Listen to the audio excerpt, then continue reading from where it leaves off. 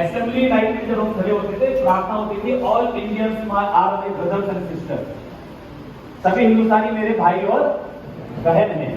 तो हमें से जो हमारे सर्कल के लोग थे ना, सब अलग अलग तरीके की प्रार्थना करते थे। वो ऊपर में क्या मेन प्रार्थना हो रही है वो अलग बात है, लेकिन वो करते अलग अलग थे।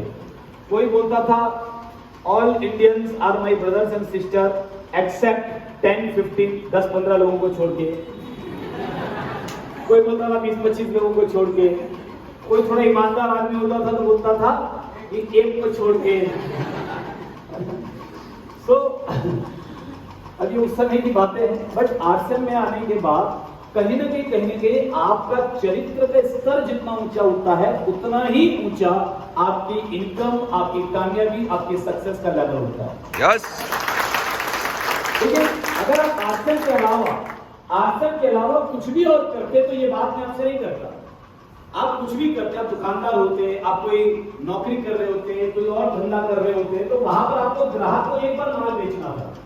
आप कैसे हैं, आप किसी दुकानदार के पास सामान लेने जाते हैं, उसका कैरेक्टर देखते, चरित्र देखते कि सब इसका बैकग्राउंड क्या था, इसका किस तरीके का जीवन जीने का तरीका है, क्या चरित्र देखते हैं क्या? नहीं देखते। आपको सामान से मतलब है, आपने पैसा दिया, सामान दिया, बात खत्म। तो उससे रिश्तेदारी थोड़ी निभानी है। कोई वजह अच्छा नहीं लगेगा, दूसरी दुकान से ले लेंगे, तीसरी दुकान से ले लेंगे, तो इसे हमेशा का संबंध थोड़ी बनाना है। तो वहां पर चरित्र का उतना ज्यादा मामला नहीं है, उतना ज्यादा साकार नहीं है। पर आश्रम में आप जब किसी व्यक्ति को ज्वाइन कराते हैं तो उसके साथ आपका जीवन भर का रिश्ता बनता है, जिंदगी भर का रिश्ता बनता है। तो वो व्यक्ति आपके साथ रिश्ता जोड़ने से पहले आपके चरित्र को जरूर चेक करेगा, आपके चरित्र को जरूर चेक करेगा। और यही कारण है कि कई लोग बहुत मेहनत करते हैं, मगर उसके बावजूद भी उनको उतने रिजल्ट नहीं आते, क्योंकि उनका जीवन जीने का आज तक का जो तरीका था वो तरीका थोड़ा अलग था। उनकी जो छवि है बाजार में, वो छवि कहीं ना कहीं थोड़ी अलग थी, जिसकी वजह से छवि सुधारने में उनको ज्यादा मेहनत करनी पड़ती है। और कुछ लोग आते हैं और आते ही बहुत तेजी से आगे बढ़ जाते हैं, क्योंकि उनका अब तक का जीवन जीने का तरीका भी समाज में अच्छा था, उनकी इमेज, उनकी छवि, लोगों के साथ उनके संबंध अच्छे थे। छवि में मुख्य रूप से 4 चीजें आती हैं। अपनी छवि को अगर आप बेहतर बनाते हैं तो जाकर के आप सच में आश्रम में कम समय में बड़ी कामयाबी ले पाते हैं। तो छवि में मुख्य रूप से 4 चीजें आती हैं।